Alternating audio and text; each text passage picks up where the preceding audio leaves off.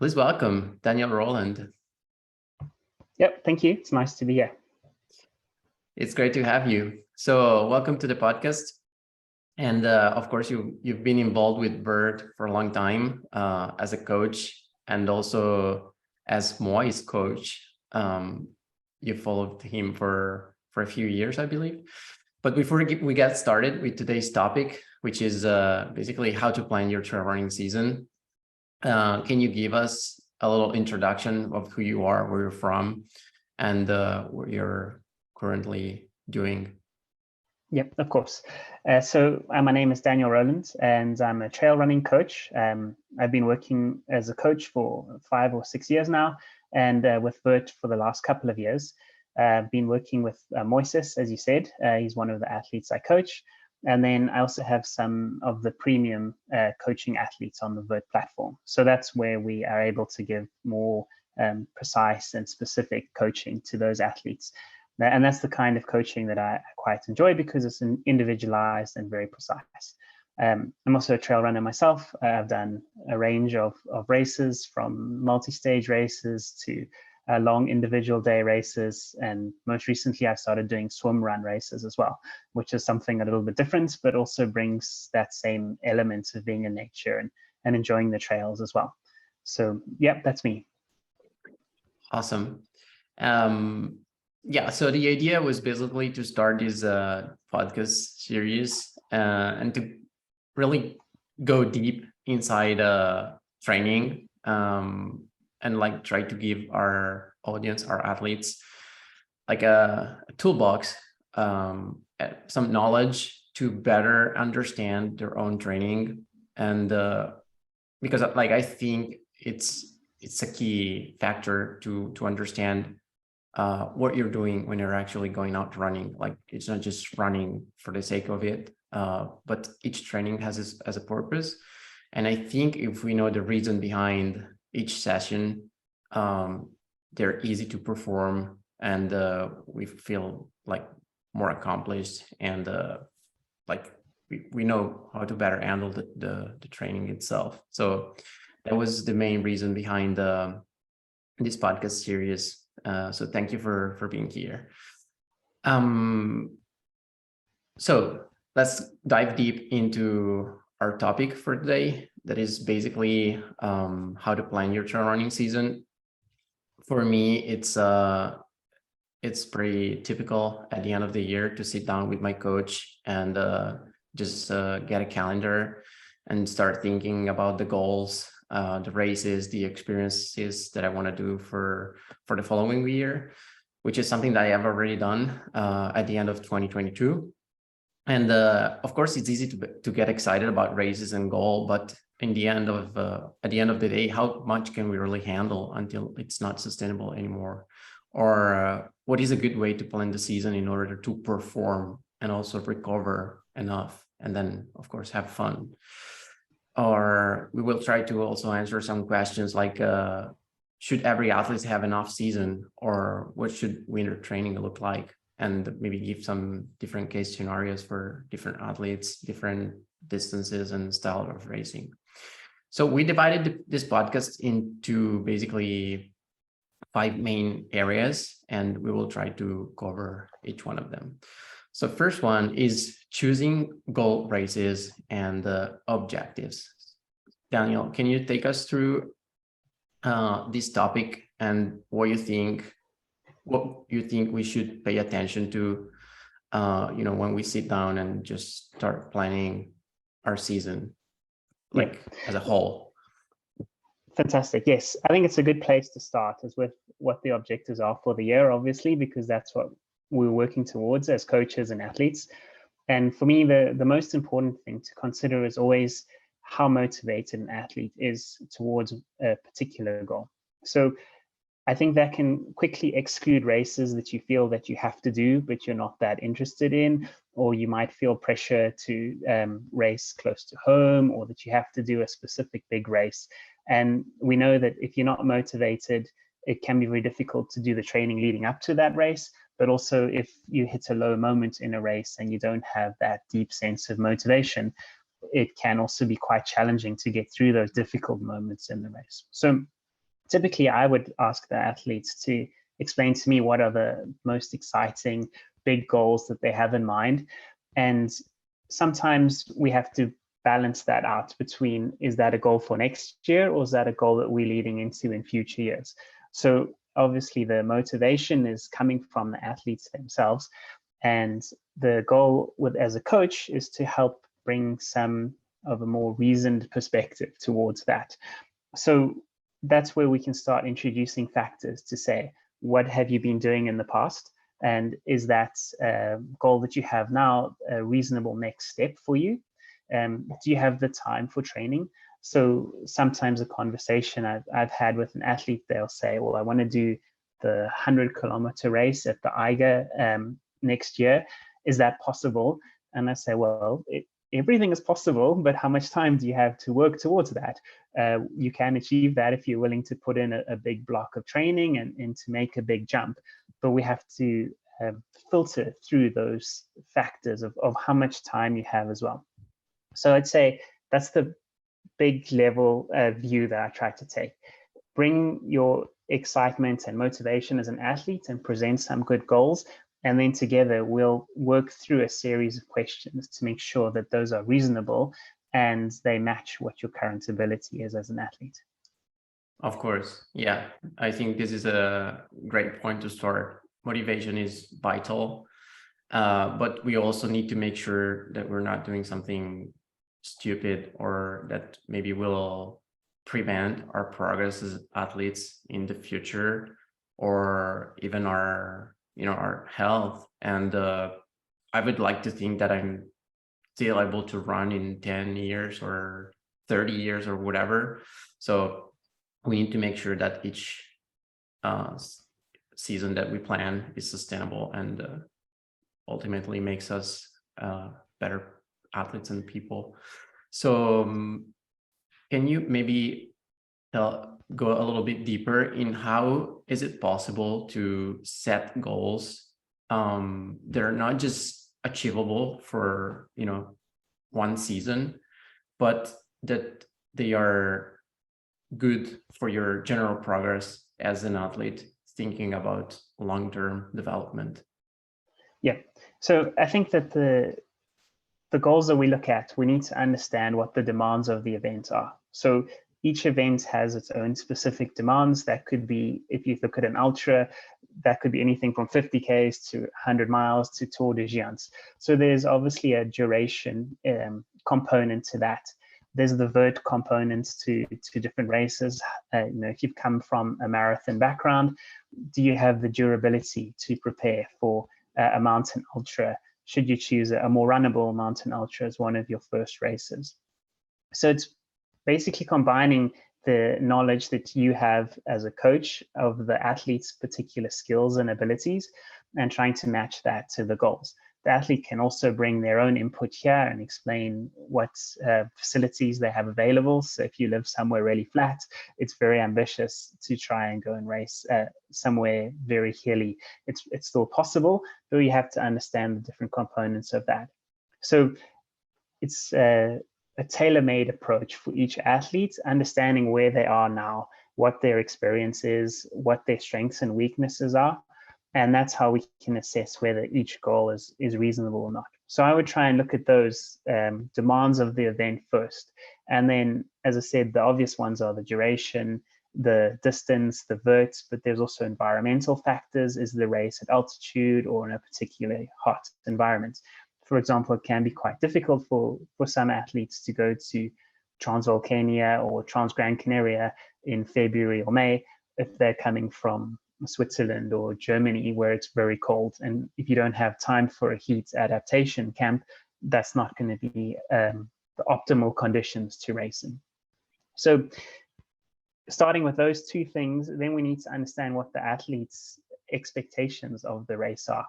Does the athlete want to perform at the best of their abilities, or are they just going there for an experience? So that also is a way to check the different goals and objectives and say, well, if you want to perform and win this race, that's a different project to just completing the race. And matching those things. So where are you starting? Where are you going? What are your expectations?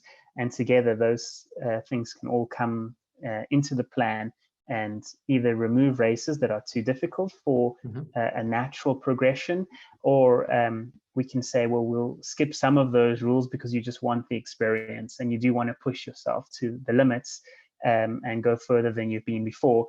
We accept that that's a different kind of goal than performing. True.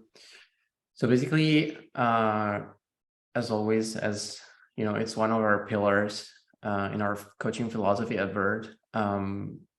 Communication and feedback between the athlete and the coach is vital, is crucial. Even when planning the season, setting the goals, you know, it's not just an athlete adding the races to the calendar and just asking the coach to basically set up his training around those races, but is an exchange of ideas and thoughts, because the coach needs to be able to really understand where the athlete is coming from and how realistic those goals are. Like, how much time does the athlete have to train for those goals? Because even just completing an ultra, a 50K, 50 mile, whatever, you know, it's demanding, and it takes a whole lot of effort and hours to put in training. So that is of course a very important part to pay attention to. I'd say here that I agree completely. So the coach never knows how the athlete actually feels, right? The athlete has to tell them.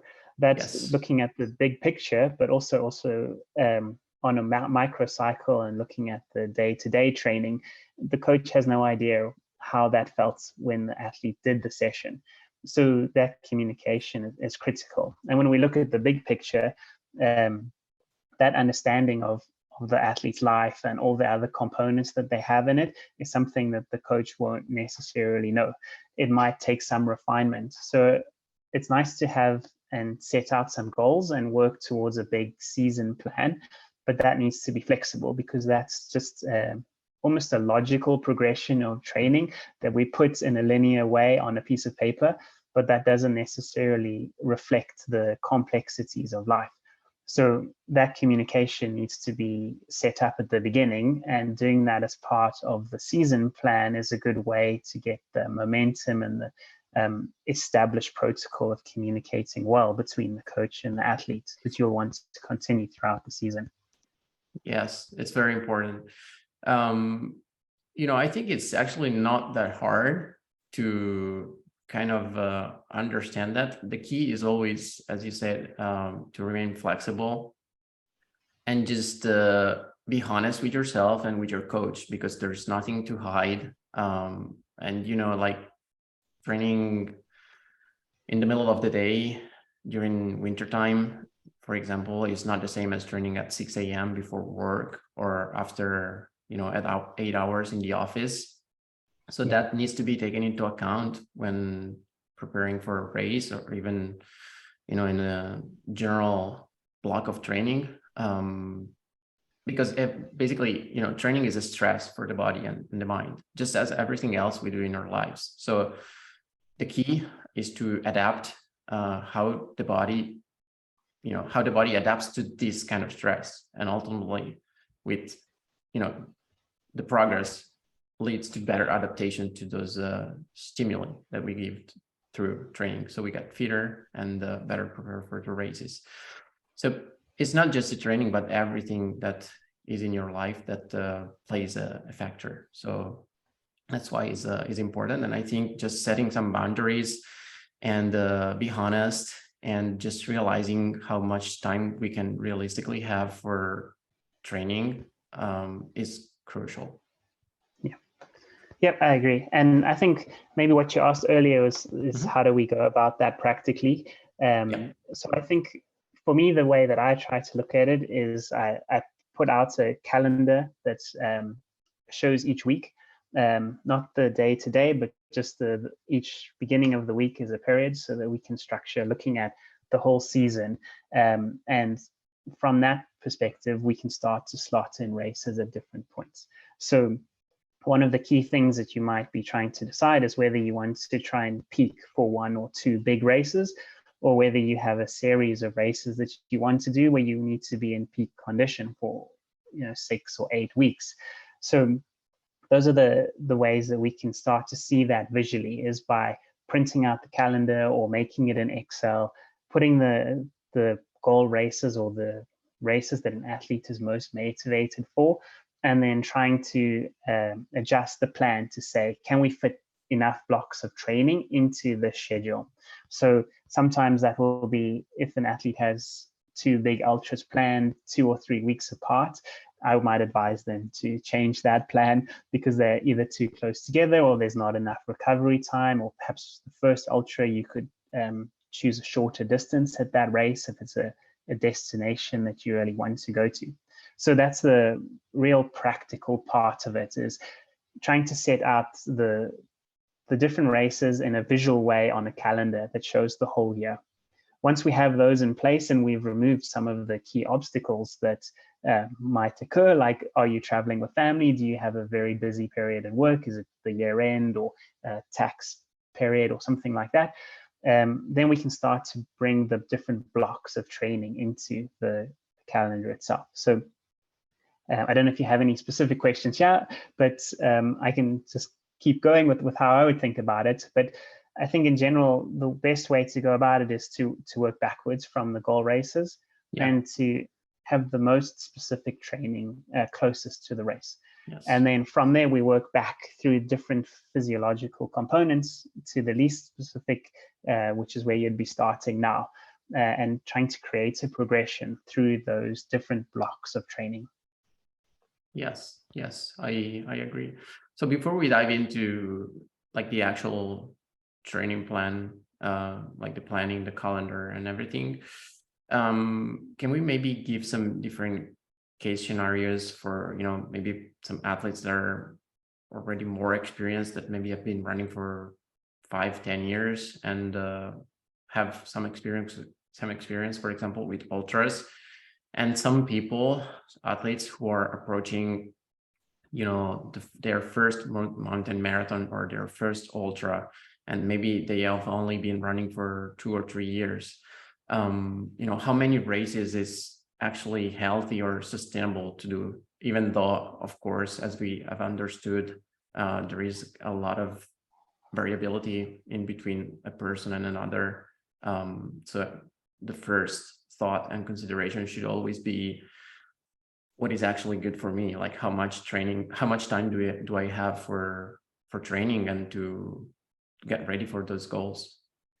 Yeah, that's a great question. For the more experienced athletes, I think we have more data to work with, right? So we can look at their previous races and see when did they start tapering for the race, for example. Do they like to have a 7-day taper or a 2-week taper? How does that fit in? So that's a big block before each race. We can also look to see how quickly they bounced back from each race. That could be just sensations. It could be an HRV measurement to see, do they return to baseline?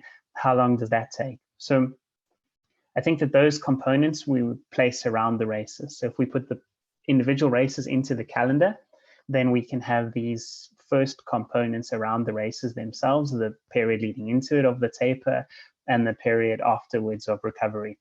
When we have those, that already takes out a big part of the calendar with, that could be 2 to 3 weeks with each race if it's a long ultra.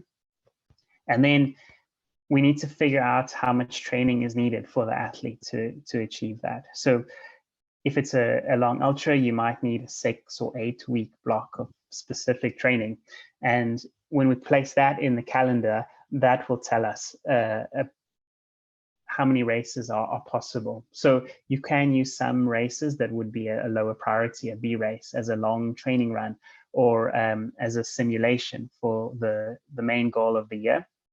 But using the blocks of training themselves is a good way to either exclude races or help you decide how many are possible. There's a huge range, right? If we look at professional runners, we can see, Sange Sherpa, for example, seems to race an ultra almost every 2 weeks. He's been able to do that for 3 or 4 years, if not longer now. Jules-Henri Gabideau, who won the Petit Trot de Lyon at UTMB the last 2 years, then went and raced Tour de Giant 2 weeks later. So it's a very individual thing, and it really depends on recovery and the relative intensity of the race. So we know from some research that that's actually easier to recover from a race like Tour de Giant, because you're not able to go as hard as you would in a shorter race. You have to manage your efforts a lot more carefully. So those are things that we can use for more experienced athletes. For less experienced athletes, I think it's a challenge to know exactly how long to taper for them. So Exactly. what I would try is to test some different scenarios. So perhaps you can look at the races that the athlete is motivated to do, and then choose different ways of preparing, both in the taper, the pre-taper period of specific training, and the recovery period, and see how they cope.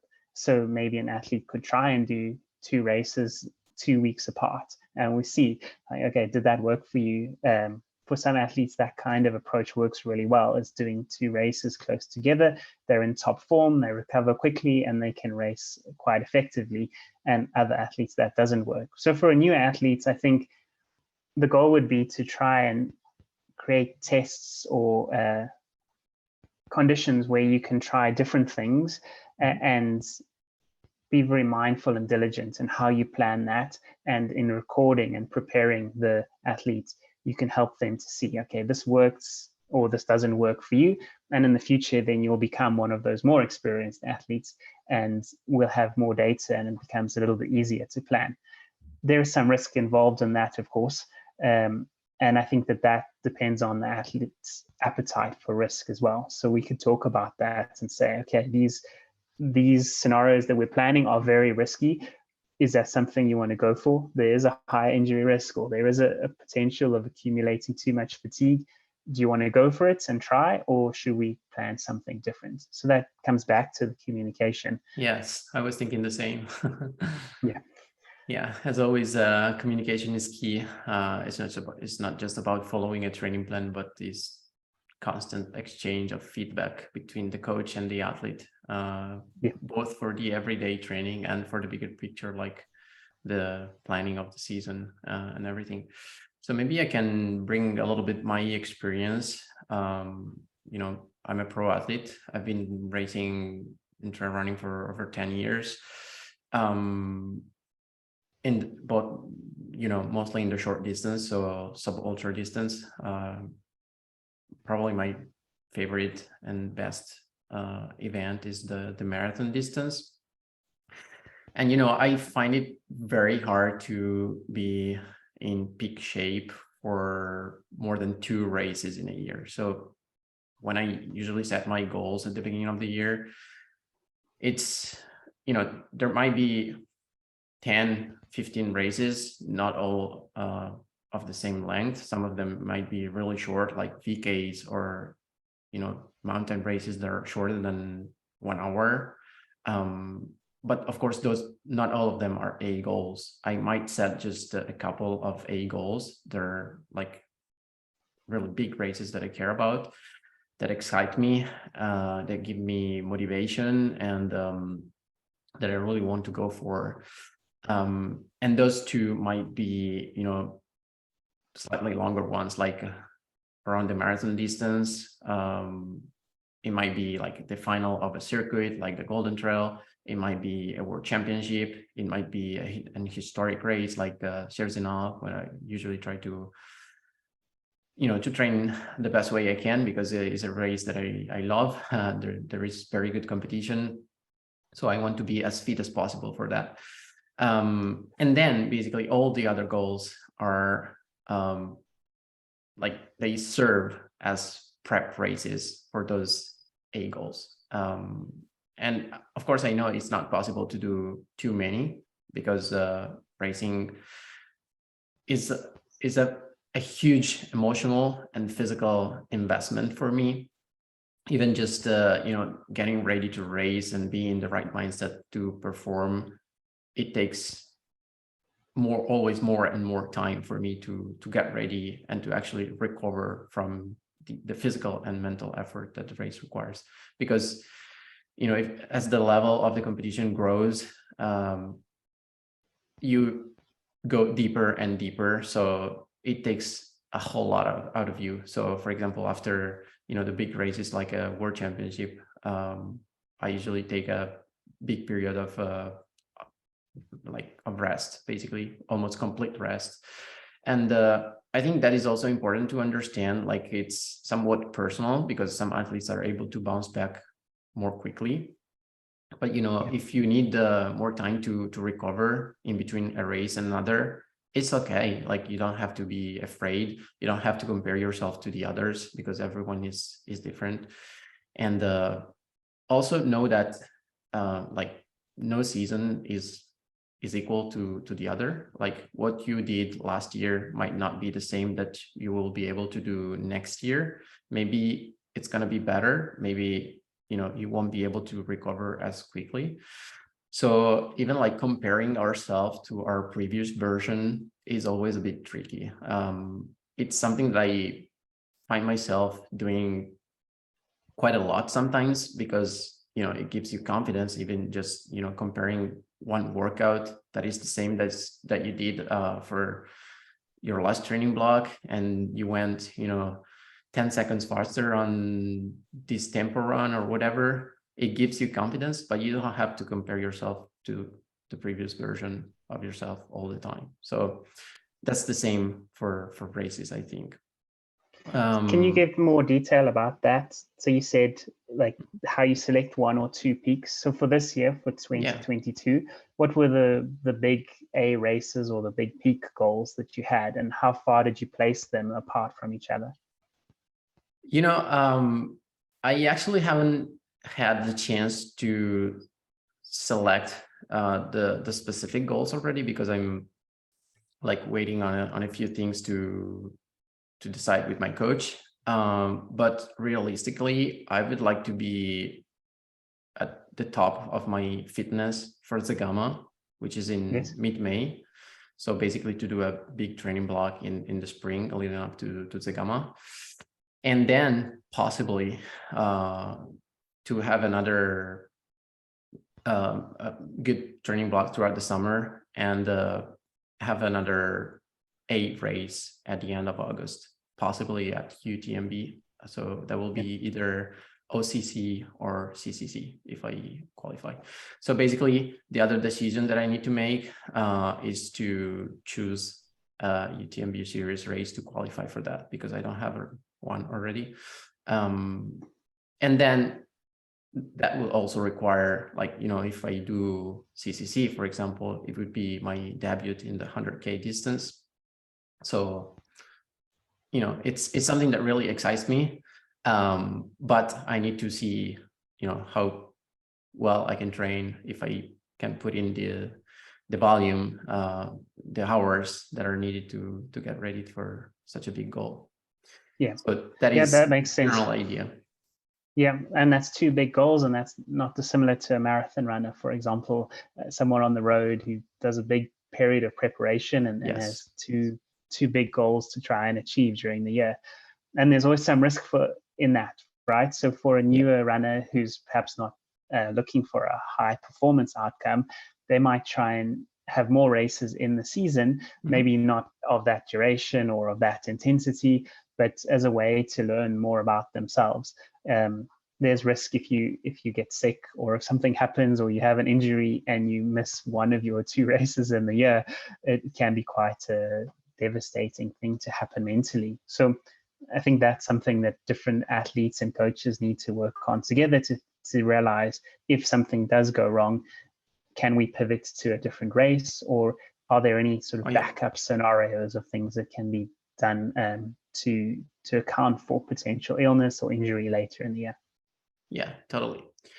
Something that, for example, I've decided and I've realized, this year, for example, I wanted to do another road marathon like I did in 2021.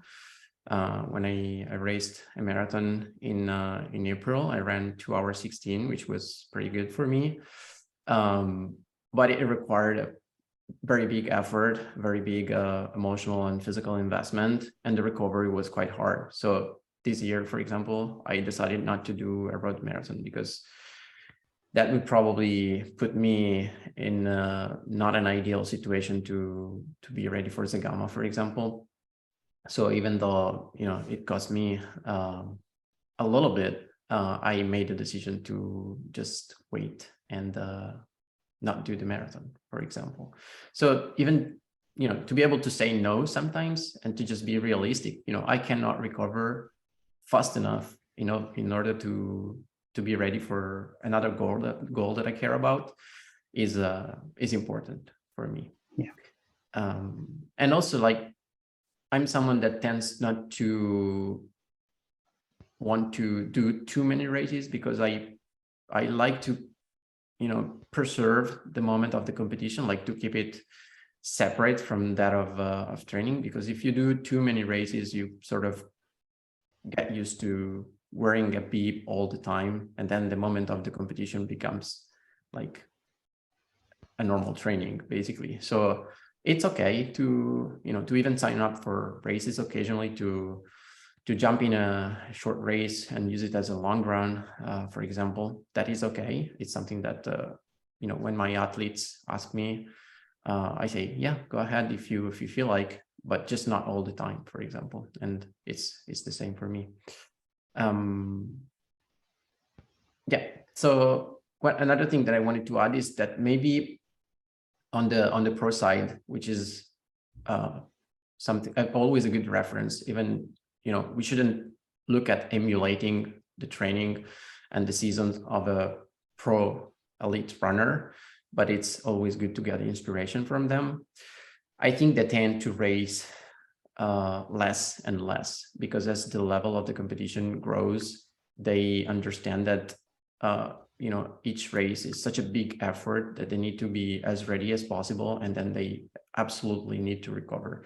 So most of the pro athletes are choosing 2 or 3 goals in their season that they really want to focus on, or even just one for the very, very big races like 100-milers, like you know, Western States, UTMB. We've seen, for example, Jim Walmsley just focusing the whole year on UTMB. We've seen Adam Peterman focusing basically, well, he sort of had a typical season because he made his debut in the 100K distance at Canyons, and he won. Then he went to Western States and then the World Championship, but it's basically 3 big races, and that's a lot. Peter Engdahl, for example, basically focused his whole season on CCC, and then, you know, he won the Transgran Canaria, but he was basically taking advantage of the fitness that he accumulated for CCC. So that's just a few examples of athletes that pick their goals and plan their season very carefully and wisely, and they just crushed their goals.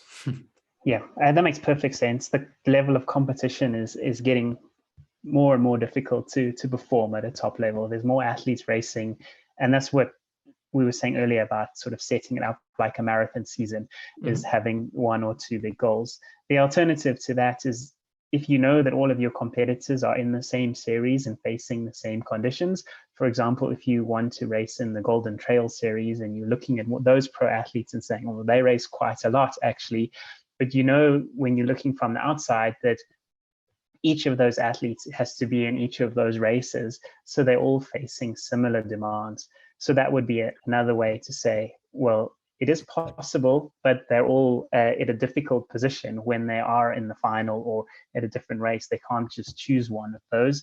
And that's a different scenario to peaking for 1 or 2 races. Generally, for the athletes that we coach and work with, they're not racing in series like that. So it's maybe that's something that you might not want to emulate from the pros, because it's a quite different scenario.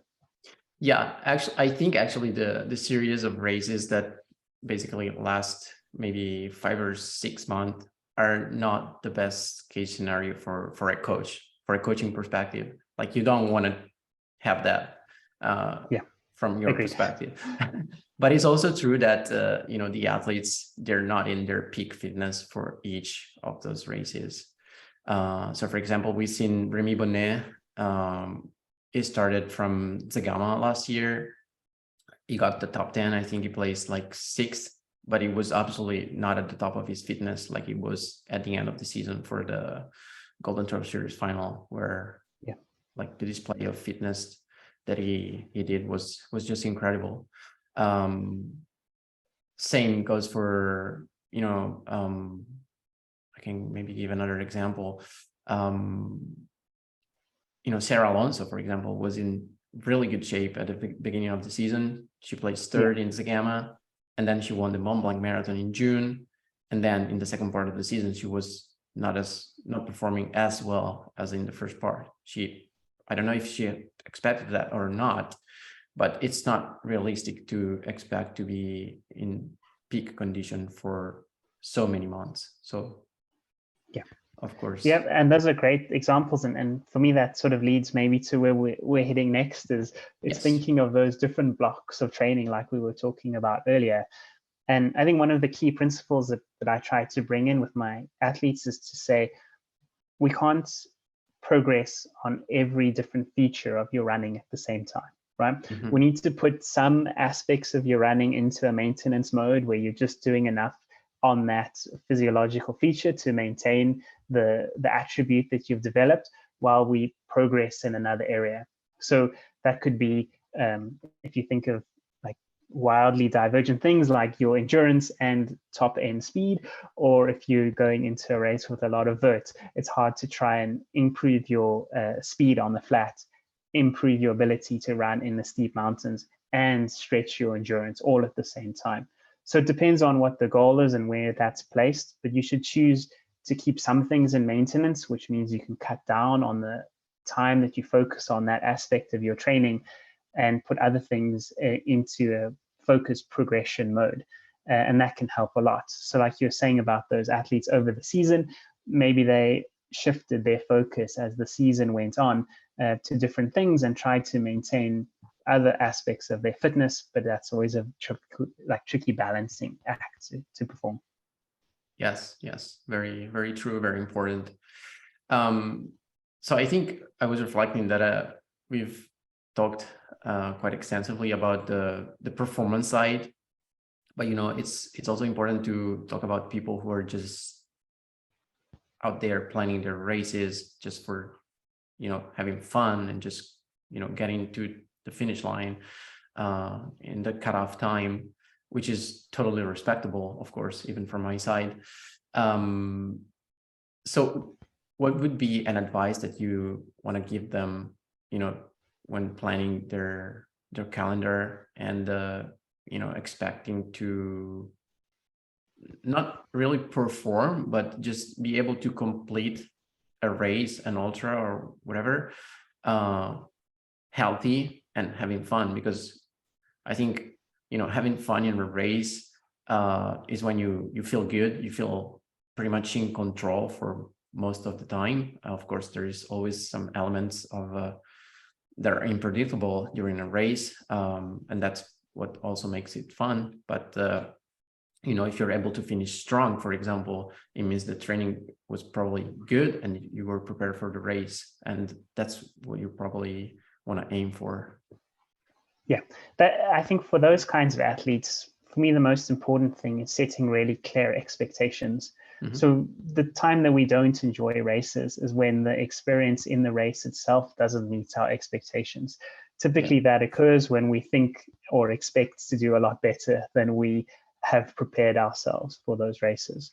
So the discussion that I would have with one of those types of athletes is looking at the capacity that they have to train and saying, okay, based on how much time you have to train and how much focus you're going to make this race in your life, where can you expect to compete? What sort of level will you be finishing in 20 hours, 30 hours for a long ultra? And does that match what you're hoping to achieve? Have you been watching videos where you see the winners finish in 22 hours and you think you're going to finish in 26?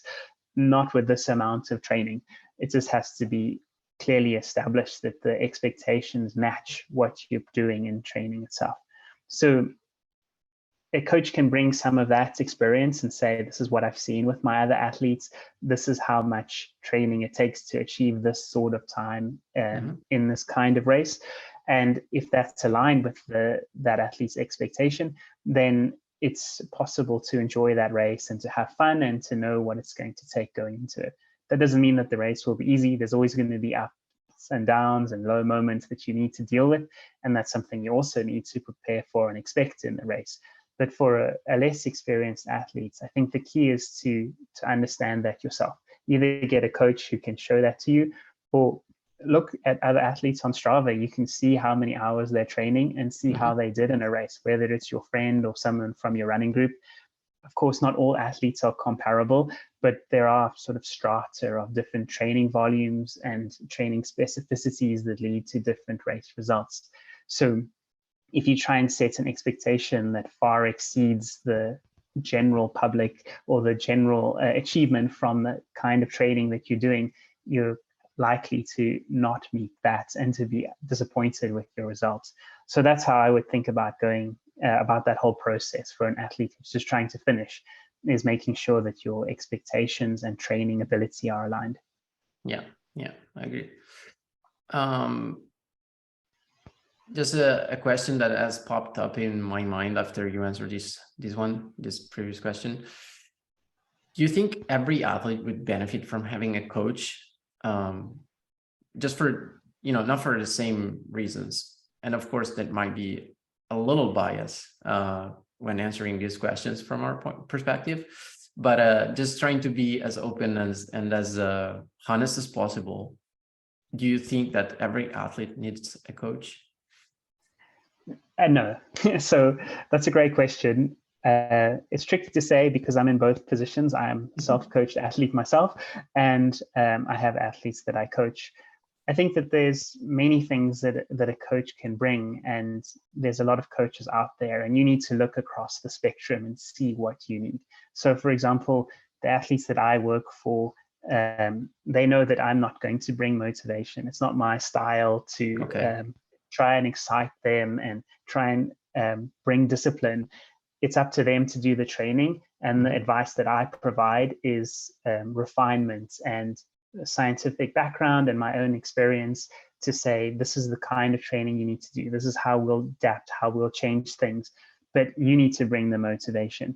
There's other coaches who are much more excited and bring their own enthusiasm and fun to the training process. And if you want that from your coach, then you need to look for a coach who's like that. And the final point that I'd say with this is that it's something we raised at the beginning of the discussion, is that the coach never has an idea of what's going on in the athlete's body. So that would be, if you can be objective enough as an athlete yourself, you can register your own sensations and look at those in an objective way and make good decisions, then you can coach yourself. As long as you have enough experience or knowledge, it's certainly possible. So you need to think about where you are as an athlete to decide, do you need a coach or not? And then what kind of coach do you need? Yeah. Very, very true. As always, as it often happens, the answer is like, it depends. It depends on what you want to do, where you're starting from, who you are. There's just not one question, even for my personal experience. I would probably have enough experience to be self-coached, but I still want to keep a coach because for different reasons, it keeps me accountable. It has an external perspective that I will never be able to have. I trust my coach. We have a good relationship. I know that, just the planning that he does for me, that I don't have to think about, will bring progress. So I found that for me, it's necessary, almost necessary, I would say. Yeah, that's a good point. I mean, that's in coaching different athletes and setting up different seasons. The best coaches, and this is what I try to offer and try my best to achieve with each athlete, is to make it very individualized. So understanding what that athlete needs, what type of motivation or what type of advice or how to communicate that is something that the coach needs to learn. And that's something that's important for coaches to develop as well. Yeah. And then one other thing that I was going to add about goal setting and achieving those goals is that there are really just a few things that are linear. Like we tend to think about progress and training and a lot of aspect about training as linear, while they're usually not that much, at least if you look at them in a scientific way. But there is actually a very clear linearity between the volume of your training and the performance that you're going to have at your race. So the best athletes are usually the ones that train the most, that put in more hour. There is not as much of that with intensity, for example. It's not like the athlete who trains harder is the one that is going to perform the better at the race. But that shows that in order to achieve or put into perspective some realistic goals, you need to be able to get in enough volume, enough hours of training, basically. And that is just an important point to highlight and to make clear from my perspective. Yeah, I think that's important. The way that I would look at that phrase of progress is not linear is to say, when we create a big plan or a long-term plan for the athletes, we might set up different phases. So we're going to do 4 weeks of VO2 max training, 8 weeks of threshold training, and then 12 weeks of steady state training before you go into your ultra. And those numbers are perhaps based on experience or research, but each athlete adapts at a different rate. Maybe you need 5 weeks of VO2 max training, and we need to adjust that plan as we go along. So there's definitely a linearity, like you're saying, between the volume an athlete does and performance, but we also need to accept that each athlete adapts at different rates and different things might happen in your life, and you can't always pursue a perfect plan. You need to allow some sort of breaks or ways to adapt the plan, or alternative pathways on a plan if something occurs. So that's the idea that I would think of with saying progress is not linear, is that you're not going to be able to follow the plan perfectly once you've set it up at the beginning of the season. You need to accept that and use it rather as a guide, as opposed to a perfect plan that every session has to be achieved, that was written in December to hit your goal performance in August. Yeah, very, very important. What I would probably preserve of the overall planning is just the consistency. I like something that I would not compromise on is the consistency of training, that I think is important. And of course that includes like taking breaks, taking rest days, and having an off season, for example. That is something that I really value, that I think is very important. And it doesn't mean that you're breaking your training cycle or the progress that you're doing, but it's always possible to redefine your goals. Even in the process, it's important to realize that the races that you want to do, they're always going to be there. You don't have to do all of them next year. So just different elements that are always good to pay attention to when planning your season, and just looking at the calendar and get excited about a lot of things that we can do. Yeah, agreed.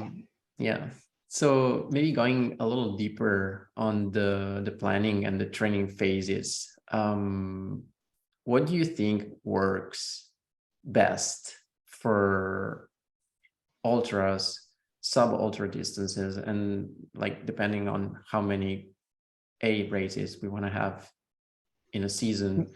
Can you help us structure the ideal training blocks for a goal? Maybe giving us a few cases and thinking that we're starting from we've completed our off season and we are sort of in the winter training mode, like training, but not specifically for a race, but we want to get started in January or February and maybe have the first big race of the year in the spring. How would you schedule the different blocks and just periodize the training? Yeah, that's great. I think there's lots of different options and different ways to go about this. So my preferred method for athletes who are doing ultra marathons is to use a reverse periodization approach. So that's reverse to the original periodization that the Russians were using back in the 80s, where they went through a base period and then threshold and then higher intensity training closer to the race. That original periodization approach was more for shorter distances and involved building an aerobic base and then sharpening up as you got closer to the race. Yes. For an ultra, the demands of the race is almost the opposite of that. So I think that the best way is to work backwards, starts with the race, think about the specific demands of that ultra and build a training block.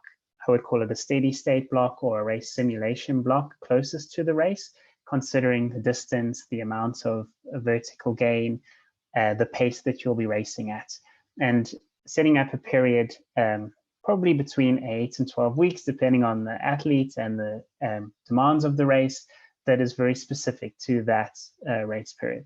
So we would still keep some speed in there, some threshold work, but as I said earlier, those things will be in maintenance. So we'll be looking to do the minimum dose to keep that aspect of the athlete's fitness there, but we'd be hoping to progress their ability to achieve race pace for the duration of the race. Working backwards from that block, we would do a threshold because that's the next kind of duration. We still need to be efficient at clearing lactate from the body, and that's important for all athletes. So that's a good block of work that the athlete needs to prepare, and that would be the block before the specific phase. That block, I think, can be sort of 8 weeks. It does take a little bit less time to see improvements in threshold if you start as a specific block of stimulus. And then prior to that, I would look at doing a VO2 max block. This would be much shorter intervals, anything from 2 to 5 minutes. It's quite high intensity. It's an intensity that an ultra marathon runner will never hit in their race itself, but it also develops the body and the physiology to increase the maximum ability that they have. And then you're hoping in the proceeding blocks that you will be doing training that helps you to achieve a higher percentage of that maximum. So we still want to push up the maximum ability, the VO2 max of the athlete, but it forms less of a focus for an ultra marathon athlete. And then prior to that, it would almost be a sort of general preparation phase. Yes. So this is where you would perhaps start now if you're coming from an off-season break. And what you need to think about in this period is more around what's coming in the future blocks, right? So we know that the next block is going to be VO2 max. So we need to work on a little bit of running economy, running at speed. So you can start incorporating short 1-minute intervals, 10 by 1 minute on, 2 minute off, something like that. You can do short hill sprints, hill strides, so that when you do start the VO2 max block, it's not too much of a shock. In this period, it can also be useful to do some strength training. So if you've had any injuries in the past, or if you are concerned about your ankles or your knees or hips or anything in particular when you build through the season, that would be something that you can focus more on in this general preparation phase. So for me, the strength training might go from 3 times a week in the general preparation phase and decrease as we get closer to the race, and be maybe once a week in a specific phase, just as maintenance for that work. But you would always keep it throughout the whole preparation, right? I would keep some strength training throughout the whole preparation. There's different types. Different forms, of course. Exactly. Core or rehabilitation work, I would keep 2 or 3 times a week, but those are short sessions.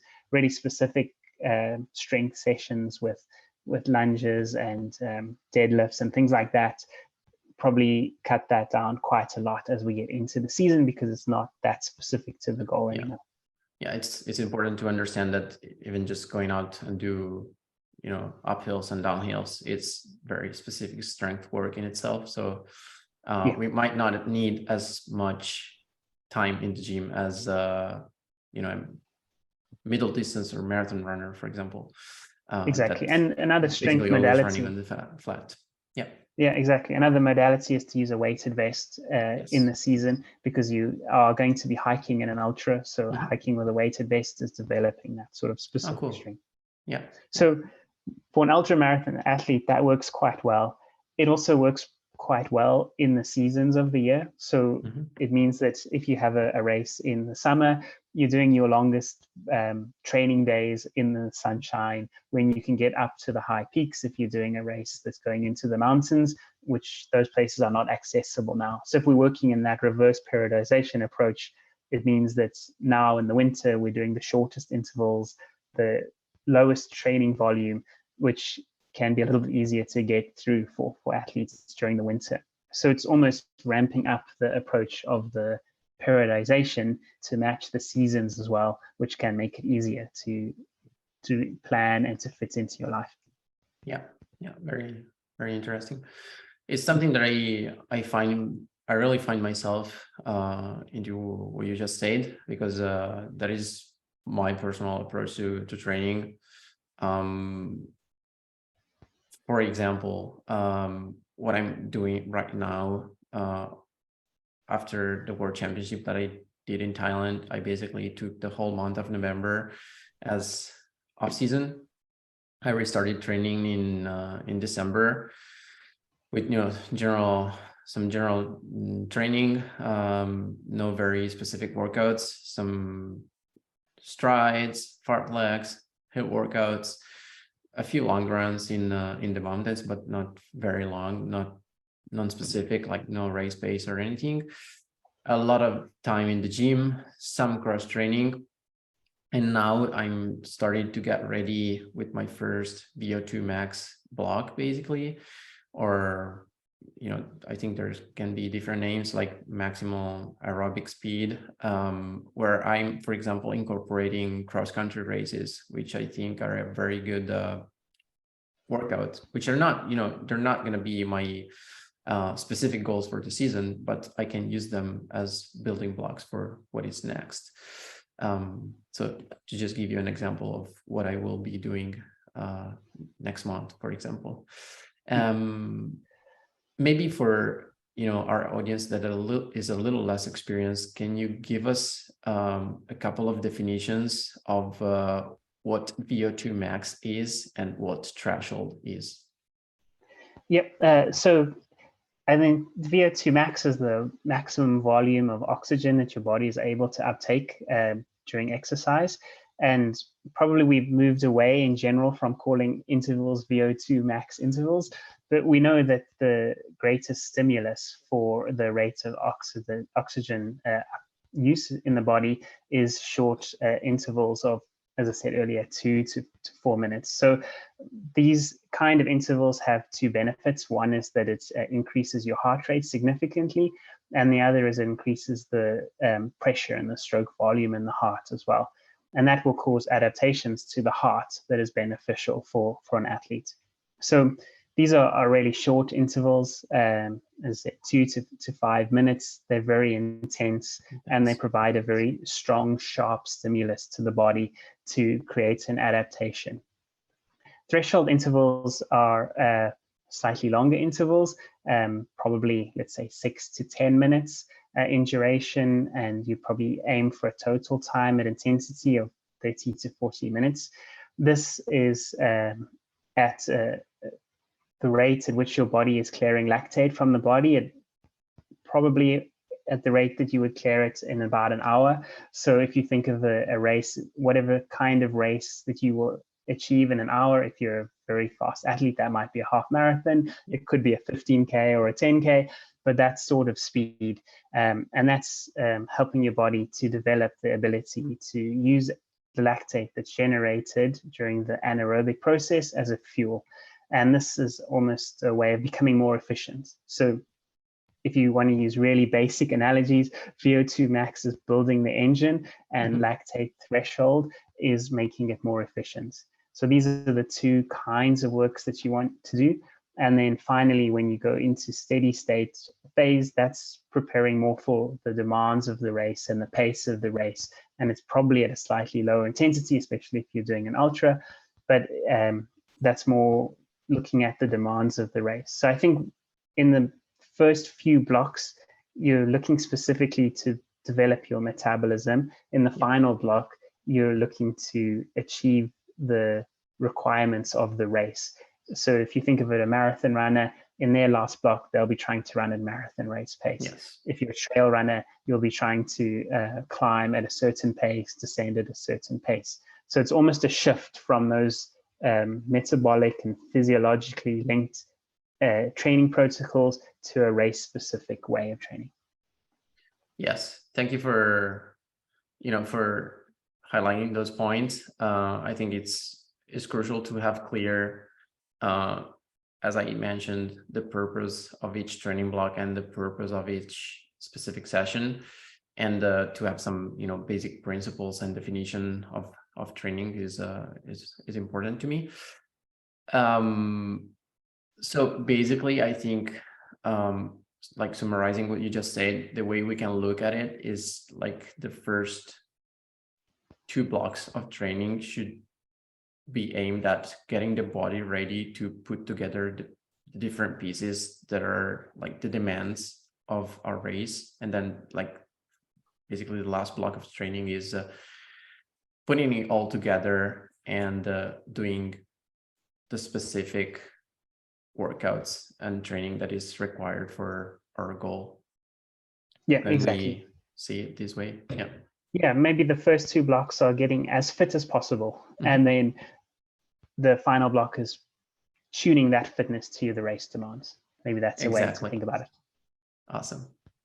Can you give us some examples of VO2 max workouts and threshold workouts that you would use for a trail runner? Because we've mentioned marathon runners, and it's slightly easier for them to understand which intensity and pace they should be running at, because basically there are fewer variables. But for example, if we're doing a session on the trail, how do you measure the intensity? Do you use a heart rate? Do you use RPE? And can you maybe give us some practical examples of those workouts? Yeah, I think one of the best ways to achieve the specific stimulus that you're hoping to with those different workouts is through the structure of the session. So for example, a good session for developing VO2 max would be 5 by 3 minutes hard and then 3 minutes easy for a trail runner. That could be on runnable uphills or runnable trail.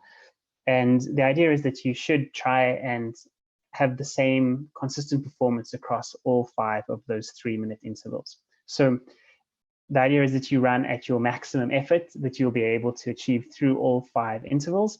And the recovery period is the same as the interval itself. So 3 minutes hard, 3 minutes easy.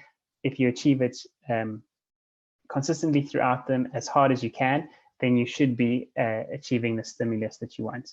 When you go to threshold, the equation changes slightly. So these intervals are longer and the recovery shorter. So for example, you might do a session of 4 by 8 minutes hard and 2 minutes easy.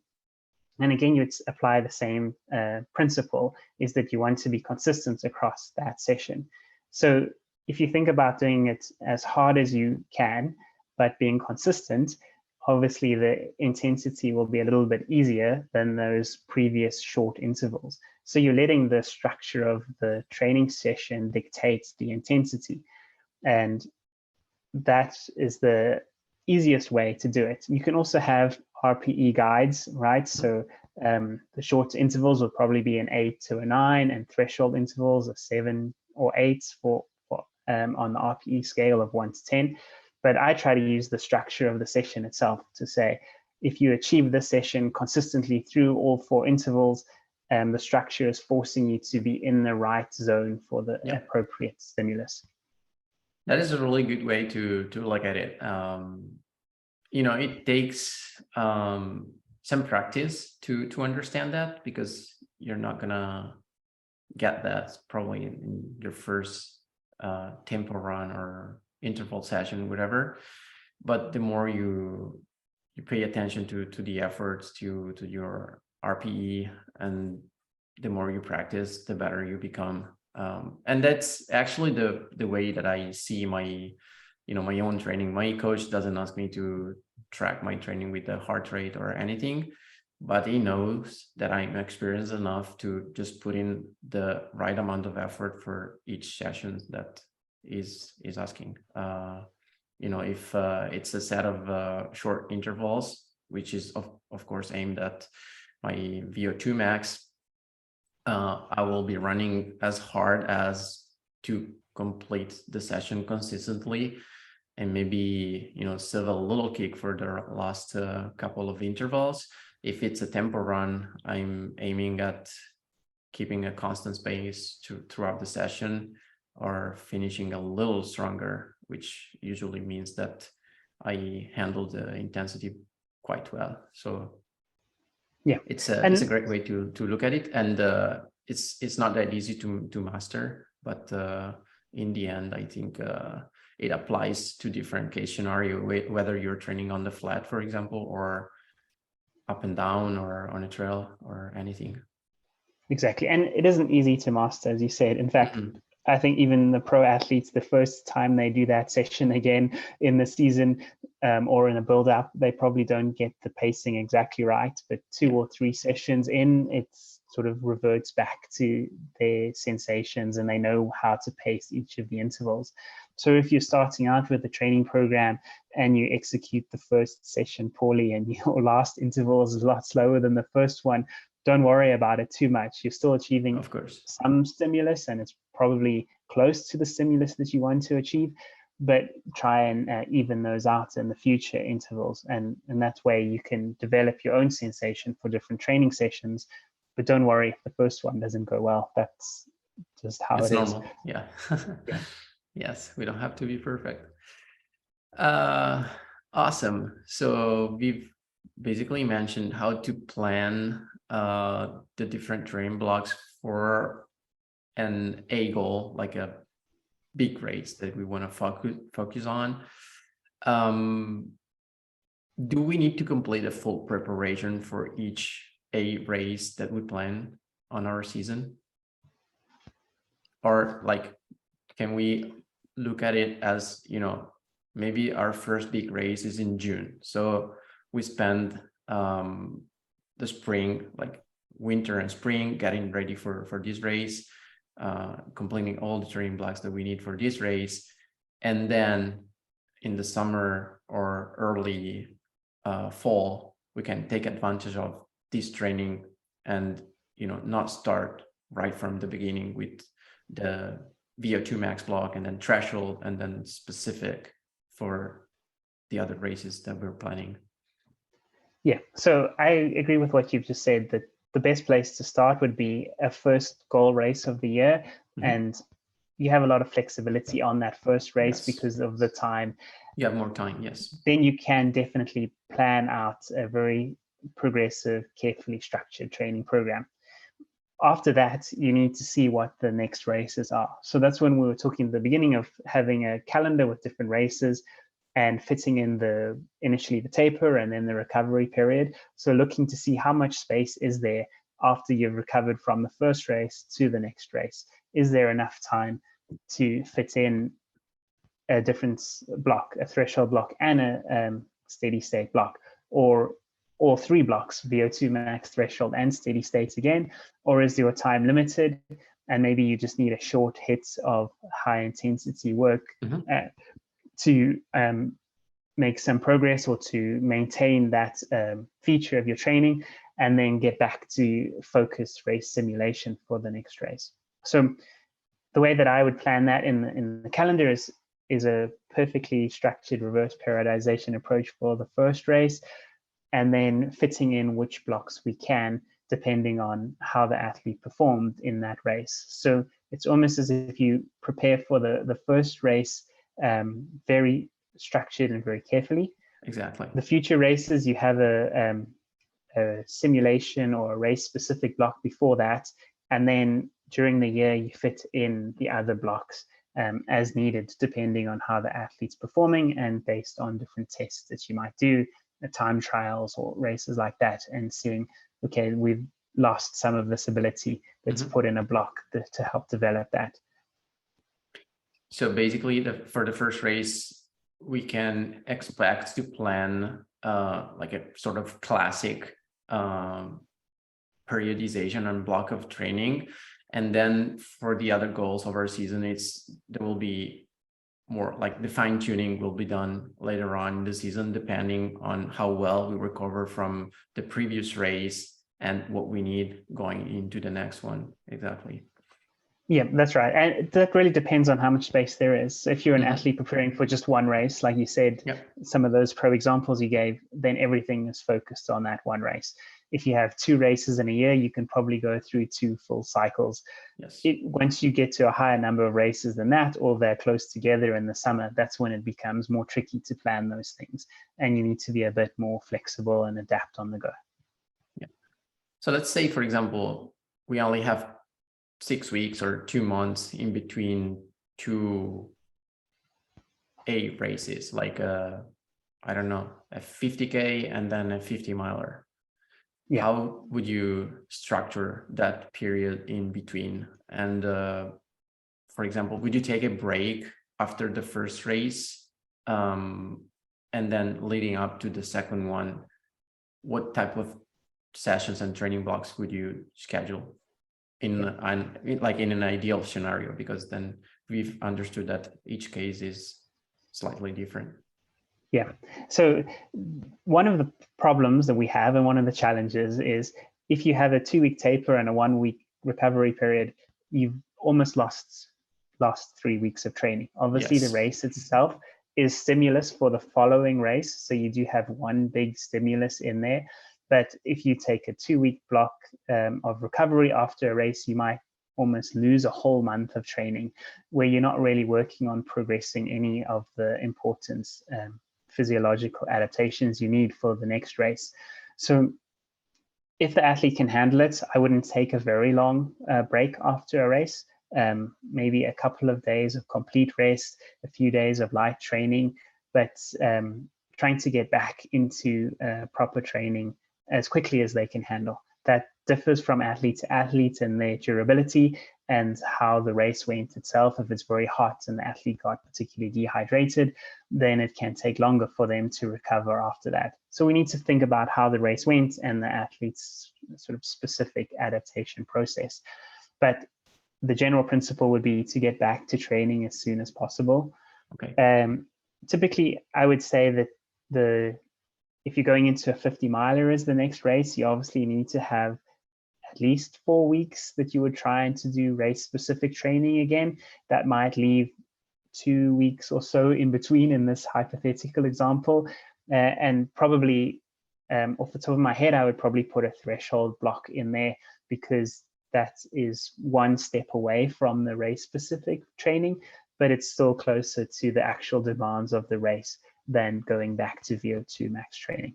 So that's how I would think about it, is always thinking what's the most specific, and then can we fit in some slightly less specific training that's still important to maintain the physiological adaptations that are critical to the race. If you were going for a different kind of race, like a CSNL, or maybe something a little bit shorter, even a half marathon in the Alps, then you might think about doing some VO2 max work on very steep climbs to both hit the race specific demands and to work on that sort of top end aerobic demand on the body. So it depends on the different goals, but always keep the specificity in mind and the concepts of some things will be in maintenance and some things will be a focus. And you can, in the season, put the race specific work into maintenance for a little period while you focus on something else, but you shouldn't get too far away from the specific race demand training if you can help it. Yes. And also I think it's important to highlight that you cannot expect to train for everything, like to train for any physiological aspect of training at the same time. Like if you're focusing on speed, then it will be difficult to focus on strength or endurance. So it's always a balance in between those different variables. And it's not that, we get fit for what we're training for, which may sound obvious, but it's always a good reminder, I think. Like you don't lose speed, you just train speed and then you get fast. And it's the same with strength, with endurance. It's difficult to be fit for everything at the same moment. So maybe this brings me to the next question that is probably important to have clear, to understand. What is the rate of adaptation and decay for the different physiological aspects of training? Like, for example, we train VO2 max as our first block of training. How long can we expect to keep that fitness, or how long can we expect to,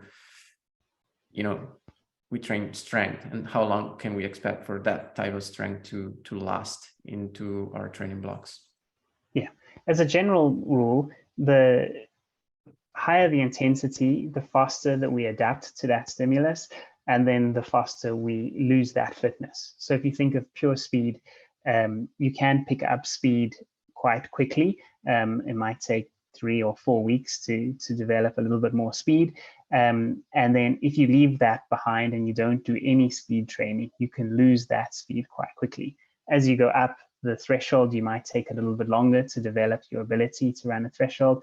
And again, on the other side, it takes a little bit longer to lose that fitness. And finally, for the endurance side of things, that takes the longest to develop. And it's also the one that you lose the slowest. So that's why those blocks that we were talking about have certain durations, right? Okay. The VO2 max block might be 4 weeks, a threshold block 8 weeks, race specific 12 weeks. I have to keep in mind that you can keep things in maintenance for a long time. So you don't want to completely stop VO2 max training after the VO2 max block. So that becomes another balancing act for the coach and the athlete together. The good thing is that the maintenance process requires a lot less training than process to make adaptations and to develop as an athlete. So what I would say is that when you spend time working on a specific physiological adaptation, if it is speed, then understand that you will lose that quite quickly if you don't keep it in maintenance. So find a way to balance that. The key here is that the different physiological components adapt and decay at different rates, and that's how you structure the training blocks with the examples that we've given. But also remember that if you do have a taper and a recovery week of 3 weeks, you could lose a lot of speed. This is why we typically see in tapers that the frequency and some of the intensity is maintained in a taper, but we reduce all the duration. So those are the key components to think about of adaptation and decay of different training principles. Yes, and then, like as you mentioned, for maintenance of each of those characteristics, we don't need as much stimulus. Like we might put, a VO2 max session here and there, but we don't need to do it as consistently as in our first training block, for example. And that's why the different blocks have different names depending on what the focus is. Yeah, in a VO2 max block, you might do 3 or 4 VO2 max sessions a week, depending on what kind of athlete you are. Okay. If you're preparing for an ultra in the last block, you might do a VO2 max session every 2 weeks, maybe. Yes. So that's the shift in focus is, and that's why we label those blocks the way we do. It's more about what the focus is. It's not that you're doing only one type of training to the exclusion of all others, but it's more around what the focus is. Yes, and I think our training plans reflect that really well, even, the explore ones. There is always a mix of different stimuli, but in the end, they are specific for what they're meant. So whether it's a 50K, whether it's a shorter race, whether it's a 100-miler, there is always a mix of those ingredients to help you get as fit as possible for your goal. Fantastic. So what are some elements in a training plan that you think are like strictly necessary, like non-negotiables, like something that you would always include in every training plan for every athlete? I would think it depends on the race the athlete is going for, but for a long race like an ultra of 80 or more kilometers, those athletes, I always try to plan back-to-back sessions so that they can simulate the race, but without trying to obviously do the whole race on one day. So those will be key non-negotiable elements of the final block of training for an ultra marathon athlete. So those kinds of back-to-back sessions, you probably place somewhere between 3 and 4 weeks out from the race, and then 6 to 8 weeks out from the race, and then 12 weeks out from the race. So if we think of a sort of 12-week race simulation block, you might have 2 or 3 back-to-back training sessions where the athlete is doing up to 10 hours in 2 days, for example. It could be a really big block of work. For the marathon distance, I think the example of Canova's special blocks works really well.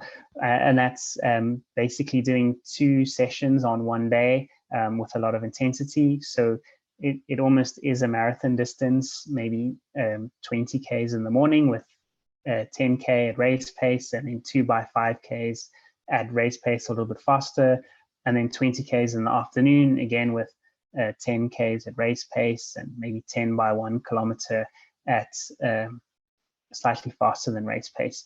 We would adapt those for a trail race. So I would think about trying to do some of that on the flats and fast, and some of it up steep climbs to simulate what's coming in the race itself. So I think that those are the key non-negotiable for those distance races. And then for me personally, I try to recommend that all of my athletes do some sort of reconnaissance of the course that they're doing. So the basic level would be just basic reconnaissance, an easy run on the routes, getting to learn the key climbs, the different features of it. If you live close to the race, then you can do some key training sessions on that course. So you would put the back-to-back or the special block on the race route. If it's not an ultra and it's a shorter race, you could do some of your final long runs on the race routes with key sections that you think will be important in the race at race pace and practicing with race nutrition. Yes, very, very important. Of course, we also need to point out that, for example, the Canova Marathon Special Block, it's not easy to handle. It requires, to be very well prepared, very not necessarily fit, but ready to handle that amount of volume at high intensity. So it's not for everyone. But basically the idea is to put like a big training stimulus in one day, and then like make sure you recover in order to get the best adaptation from that stimulus. So yeah, that was a big example, but I would tailor it for the athletes and their ability, and you would obviously tailor the intensity to what they're going to race at as well, which makes it easier for an athlete who's not as strong. So there is ways to use the same structure of the session, but for different athletes. Mm-hmm. Do you is your philosophy very oriented to polarization, like easy days very easy and hard days very hard, like where you try to put in the most amount of training that the body can handle basically at that specific pace that you need? I would say that it's more tailored around specificity of the race demands. So those examples of the special block or the back-to-back, I would make those the most critical elements. So depending on what how much time the athlete needs to prepare for that. Maybe they need 2 or 3 days to go into a back-to-back, and maybe 4 or 5 days of recovery after a back-to-back. So it would be more around the most important elements. At other times in the season, I don't think every athlete has to follow the same structure, right? So there are examples of athletes doing 4 days of intensity in a row. That's not generally recommended, but it's certainly possible. You can follow a cycling approach where they do short intervals on Monday, threshold intervals on Tuesday, longer intervals on Thursday, and then they race on the weekend.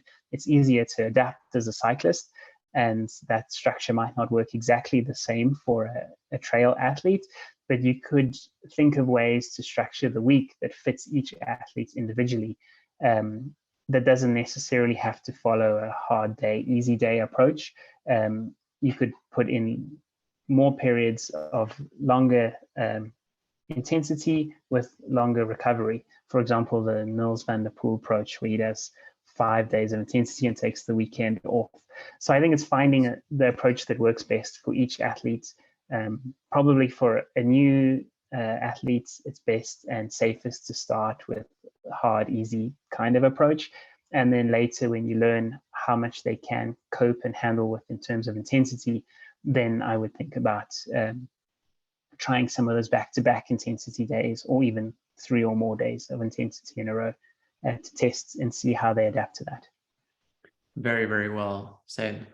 Thank you. You're, I was just thinking that you're a well of knowledge, and I would just keep talking to you for hours and hours. But we should probably try to wrap up this episode, and maybe just conclude with a few key philosophical points that you think are important for an athlete to pay attention to when it comes to planning his or her season, and just going through training. Because on one side there is the planning that is done by the coach and the athlete together, ideally, and then there is the everyday training and the ups and downs, the fatigue, the accumulation of the training blocks, the races, the experiences. And can you maybe just conclude this awesome conversation with a few thoughts about that? Yeah, thank you for the kind words. Yes, I think that maybe the best way to think about a trail season and the plan is like a map, and you want to get from point A to point B, but there's different routes to do it. And you can change the routes along the way as well, but it's important to have the right kind of direction. So I think that when we consider the season coming ahead, we need to know the direction we're going in, and we need to have clear focuses for different periods of the year. Once you have those set up, you need to assess them along the way, but also try to separate the process of planning and doing the training if you can. Don't don't doubt yourself or think through something again while you're in the session. Don't think, why did I choose 5 by 3 minute intervals instead of 4 by 3 minute intervals? Try and separate the executing the plan and the planning process, so that you're clear that the planning process is objective and considers all of the components that we've discussed today. And then the execution is trying to do your best to meet the plan along the way. Get it done. Yeah. And then another thing to think about, I have a simple sort of way to think about planning in general, and that is to work through the idea of what could you do, what should you do, and what would you do.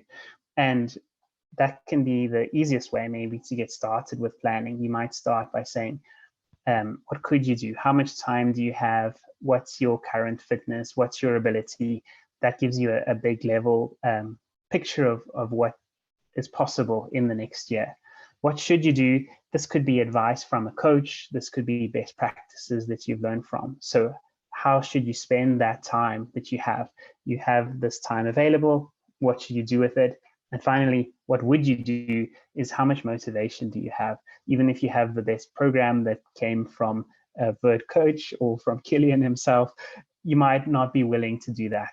So you need to think about what you would actually be willing to do each week and use that to guide you in the long term to make sure that you've considered both your abilities, the best practice, and your level of motivation to train. Yes, beautiful words that I think can apply to everyone. So really, thank you for that. And just one thing that I wanted to add for our audience, feel free to reach out with questions for us to discuss in our next episodes and topics that you want to be discussed in our podcast. Of course, you can send me a message. You can reach out to one of the coaches here at Vert, where we will be happy to answer. And I hope you enjoyed today's conversation. And thank you, Daniel, for being with us. Yeah, it was fantastic. And I look forward to some more conversations in the future. Thank you. Awesome. Bye-bye. Goodbye.